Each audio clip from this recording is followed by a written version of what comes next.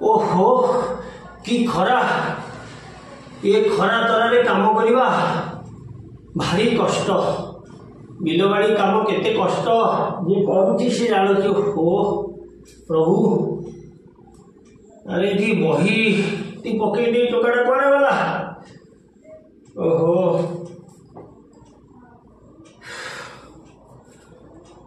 अरे घनिया बू ए घनिया बू कुआडे गल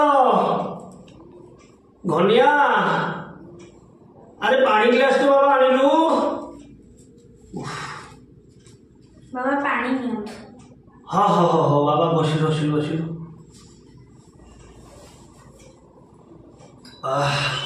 पानी टी अमृत भलिया लागुची।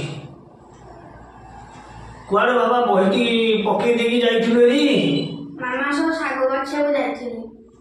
साग बाछुथिलु मामा सागरे। हाँ साग खाइबाटा भल आखि कि भल देखा जीवो ता देहरे सब जीवसार रहिछि जीवसार रहिछि। अच्छा अच्छा ये विषयटी कौन बाबा पढ़ुथिलु। नई गला आपे मथा। नई गला आपे मथा बसी बटकृष्ण ओछा कवि बढ़िया बढ़िया लेखा। अच्छा अच्छा शुण पो तोरी भलिया हेला बेलू मु भागवत पढ़ुଥିଲି तो जेज मते नहीं आम भागवत मंदिर में बसईले सदा बेले संध्या बेले बसईबे मते अक्षर सहित मते परिचित करेइबे। आमर जेज जेजकर बापा सब बिलबाड़ी खेतबाड़ी काम से खेतबाड़ी काम करिकी से माने पाठ सब पढ़ी तो जेज नुह भारी कष्ट बहुत पाठ तो पढ़ी पारे अभाव कथा किंतु साहित्य संस्कृत ये सब पाठ आम सब पढ़ीचु बुझिपारछु बाबा। आउ कष्ट से भारी कष्ट थिला। आमे छोट बेले पिला बेले बाबा को बिलु माने बाबा को साहाय्य करू साहाय्य करू पुणी पाठ करू। आज देखलु जेज केमती संध्या बेले केते भागवत पढ़ुछंती केते लोक सब आसुछंती जेज को डाकुछंती नहीं। हाँ आओ बढ़िया बढ़िया हला पाठ पढ़िबो ता सहित संस्कार आम पाखे दरकार केमती भल मनीष हवा भल कथा सब शिखिबा जानिबा परर उपकार करिया हला।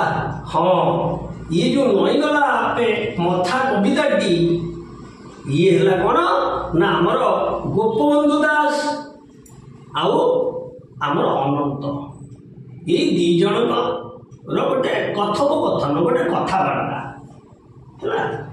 अनंत गोपबंधुकर जड़े सहकर्मी बुझिपारछु गोपबंधुकर सहकर्मी सेतबेले दुख कष्ट समय से समय कौन बाबा करे दे झालटा बुझते हो ते कष्ट देख पाठ पढ़ी चाकरी बाकरी कर बिलबाड़ी काम तुम आजिकल पिला कर अनंत गाँ गंडा सब बुलवे कौटी असुविधा किए लोक अच्छी तार कथाटी आनिकी खबर आनिकी क्या देवे गोपबंधु देवे। एमाने देश सेवा करती माने को गाँव में लोक खाइबा पाऊनी कहार लुगापटा नहीं ताको सब नहीं देवे किए रोगरे पड़ी थब देह खराब थब ताको नहीं औषध पत्र देवे सेवा करेंगे है। मानव सेवा हूँ ईश्वर सेवा।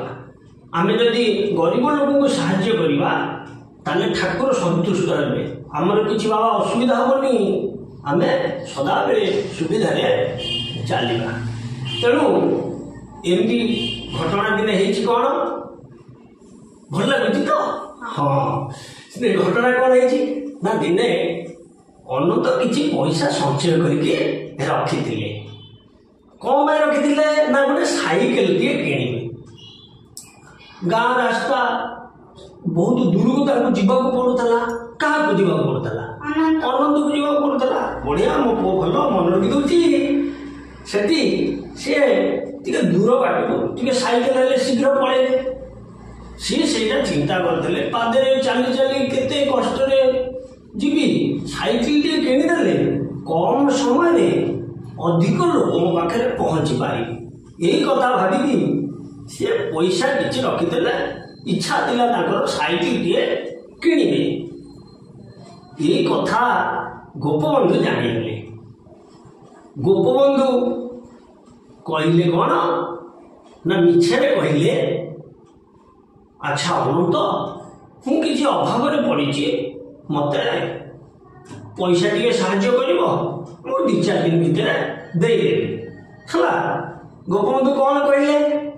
ସେ ଅଭାବରେ ଅଛନ୍ତି, ଅନନ୍ତ ତାକୁ 2-4 ପଇସା ଦେଲେ ସେ 2-4 ଦିନରେ ଫେରେଇବେ। ହଁ, କିଛି ପଇସା ଦେଲେ ସେ 2-4 ଦିନରେ ଫେରେଇ ଦେବେ।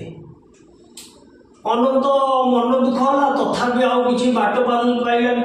ବାଧ୍ୟ ହୋଇକି ସେ ଯାହା ଟଙ୍କା ଥଳିଟି ରଖିଥିଲା ସେ ଗୋପବନ୍ଧୁଙ୍କୁ ଦେଇଦେଲା। କାହିଁକି? ଏଇ ବୁଝ, ଗୋପବନ୍ଧୁ ଜାଣିଲେ ଯଦି ଅନନ୍ତ ପଇସା ରଖିକି ସାଇକେଲଟିଏ କିଣିଦବ, ତାହେଲେ ସିଏ ଆଉ ଚାଲି ଚାଲିକି ଲୋକଙ୍କ ପାଖରେ ପହଞ୍ଚିବନି। ସିଏ ସୁବିଧାରେ ଲୋକଙ୍କ ପାଖରେ ଯାଇକି ପହଞ୍ଚିଯିବ। ଯଦି ସିଏ ନିଜେ ସୁବିଧାରେ ଯାଇକି ପହଞ୍ଚିବ, ତାହେଲେ ଲୋକଙ୍କର କଷ୍ଟଟା ସିଏ କେମିତି ଜାଣିବ? ଗାଁରେ କୋଉ ଲୋକ ସେତେବେଳେ ରାସ୍ତାଘାଟ ନଥାଏ, ପଙ୍କ କାଦୁଅ ରାସ୍ତା, ବୁଝିପାରୁଛୁ ତ ବାବା? ତେଣୁ ସେଇ ରାସ୍ତାରେ ଲୋକମାନେ ଯାଆନ୍ତି, ତାଙ୍କୁ କଷ୍ଟ ଲାଗେ। ଅନନ୍ତ ଯଦି ସାଇକେଲରେ ଗଲା, ସେ ତ ଆରାମରେ ପହଞ୍ଚିଯିବ। ତାହେଲେ ଲୋକଙ୍କର କଷ୍ଟଟା ସେ କେମିତି ଜାଣିବ? ତେଣୁ ଦିନେ ଏମିତି କେତେ ଦିନ ଗଲା ପରେ ଗୋପବନ୍ଧୁ ଦାସ ତ ପଇସା ନେଇଯାଇଛନ୍ତି, ଆଉ ଫେରେଇଲେନି, ଜାଣିକି ଫେରେଇଲେନି। ସେଠୁ ତାଙ୍କ ମନ ଟିକେ ଭାବୁଥାଏ, କାଳେ କାହାର ଅନନ୍ତ କାଳେ କିଛି ଗୋପବନ୍ଧୁ ଦାସ ପଇସା ଦେଇଦେବେ, କିନ୍ତୁ ମାଗି ପାରିନି, ସାହସ ପାଏନି। ଦିନେ ସାହସ ଜୁଟେଇକିରି ଅନନ୍ତ କଣ କଲେ ନା ଗୋପବନ୍ଧୁଙ୍କୁ ପଇସା କଥା ଟିକେ କହିଦେଲେ। ହେଲା, ଗୋପବନ୍ଧୁ ସେଠୁ କହିଲେ, ଅନନ୍ତ ତୁମେ ତୁମର ପଇସା ନେଇଯାଅ। ଟଙ୍କା ତଳିଟା ଦେଇଦେଲେ, କହିଲେ ପଇସା ନେଇଯାଅ, କିନ୍ତୁ ସାଇକେଲ କିଣିବା କଥା ମୁଣ୍ଡରୁ ଓହ୍ଲେଇ ଦିଅ। ତମେ ଯଦି ସାଇକେଲ ଟିକେ କିଣିବ, ତମେ ତ ସୁବିଧା ବାଟରେ ଯିବ, ତା ଲୋକଙ୍କର ଅସୁବିଧାଟି କେମିତି ଜାଣିବ? ବୁଝିପାରୁଛୁ? ତାହେଲେ ଗୋପବନ୍ଧୁ ସେମିତିଆ ଲୋକ ଥିଲେ। ଆଜି ଆମେ ତାଙ୍କୁ କହୁଛୁ ଉତ୍କଳମଣି ଗୋପବନ୍ଧୁ ଦାସ। ବୁଝିପାରୁଛ? ଉତ୍କଳମଣି ଗୋପବନ୍ଧୁ ଦାସ ସେ ସତ୍ୟବାଦୀ ବନବିଦ୍ୟାଳୟ ପ୍ରତିଷ୍ଠା କରିଥିଲେ। ସେଠି ପାଠ ପଢ଼ିବା ସହିତ ସବୁ ଭଲ କାମ ଶିଖିବା ହୁଏ। କେମିତି ଗରିବ ଲୋକଙ୍କୁ, ଅସହାୟ ଲୋକଙ୍କୁ ସାହାଯ୍ୟ କରାହବ। ଆଜି ଯୋଉ କଟକରେ ସମାଜ ଅଫିସ ଅଛି, ସମାଜ ଖବରକାଗଜ, ସେଇ ସମାଜ ଖବରକାଗଜ କରିଥିଲେ ଗୋପବନ୍ଧୁ ଦାସ। ତାଙ୍କ ଘର ପୁରୀ ଜିଲ୍ଲାର ସାକ୍ଷୀଗୋପାଳ ଅନ୍ତର୍ଗତ ଯୋଉ ସତ୍ୟବାଦୀ ବ୍ଲକ ହେଲା, ଗାଁ ନାଁ ହଉଛି ସୁଆଣ୍ଡ। ସୁଆଣ୍ଡ ଗାଁରେ ସେ ଜନ୍ମ ହେଇଥିଲେ। ପୁରୀ ଜିଲ୍ଲାର ଯୋଉ ସାକ୍ଷୀଗୋପାଳ ମନ୍ଦିର ତମେ ଦେଖିଛ ହେଲା, ସେଇ ସାକ୍ଷୀଗୋପାଳର ଗୋଟେ ଗାଁ ଅଛି କଣ, ସୁଆଣ୍ଡ। ସୁଆଣ୍ଡରେ ସେ ଜନ୍ମ ହେଇଥିଲେ। ତାହେଲେ ମୁଁ କବିତାଟି ପ୍ରଥମେ ପଢୁଛି, ତମେ ଶୁଣିବ, ମୁଁ ଯେମିତି ପଢୁଛି ତମେ ସେମିତି ଅଭ୍ୟାସ କରିବ। ଯିବା? ହଉ, ଲେଖା ହେଇଛି ଦେଖ କଣ, ସାଇକେଲଟିଏ କିଣିବ ଅନନ୍ତ, ସାଇତିଛି କିଛି ଧନ, ଏକଥା ଜାଣିଲେ ଗୋପବନ୍ଧୁ ବାବୁ ଅଥିର ହୋଇଲା ମନ। ସାଇକେଲଟିଏ କିଣିବ ଅନନ୍ତ, ସାଇତିଛି କିଛି ଧନ, ଏକଥା ଜାଣିଲେ ଗୋପବନ୍ଧୁ ବାବୁ ଅଥିର ହୋଇଲା ମନ।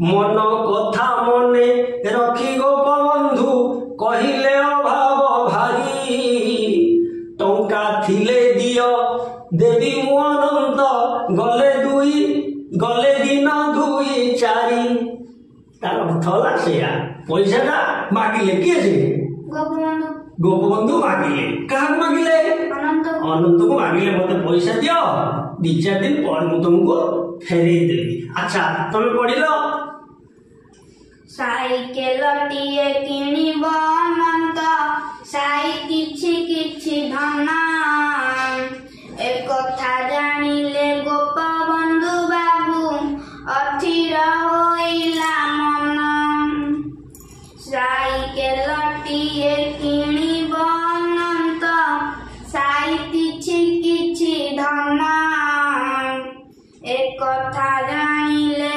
गोपबंधु बाबू अथिर होइला मन कथा मने रखी गोपबंधु कहिले अभाव भारी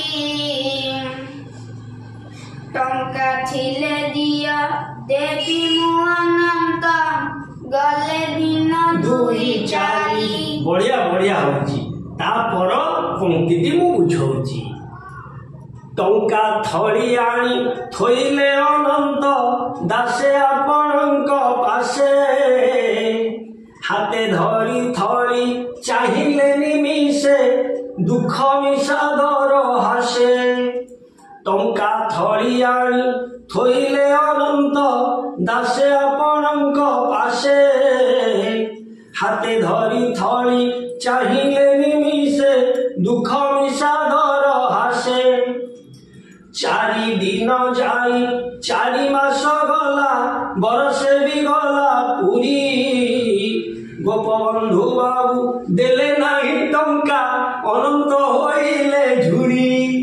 देख पो जेजे पढ़े दिले मते मु तते केमती बुझौची हला हां तेन पढ़ियो मन देई पढ़ टंका थड़ी आनी थोइले अनंत दासे आपणक पासे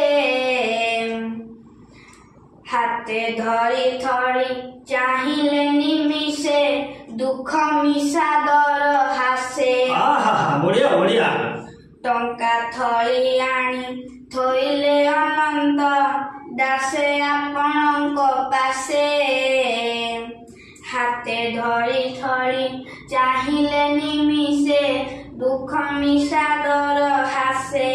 बोलो बोलो बढ़िया होची 4 दिन जाई 4 मास गला बरसे भी गला पूरी गोपबंधु बाबू देले नाही टंका अनंत होइले झुरी। बढ़िया बढ़िया होची वो भारी तो मजा लगुची पढ़िया कौन करिया भारी गरम भावुची टिके गाधे पड़े है बो कौन पखाल शाग करी गंडे खाई देकी टिके गड़ी हाँ गड़ी 3टा पूर्व मत जीवा पड़ो बिल नले गाई गोरु सब पशि जाते राति आसिले मुझे पढ़े हाँ निश्चित पढ़ी भल लगुच तो हाँ पढ़ी।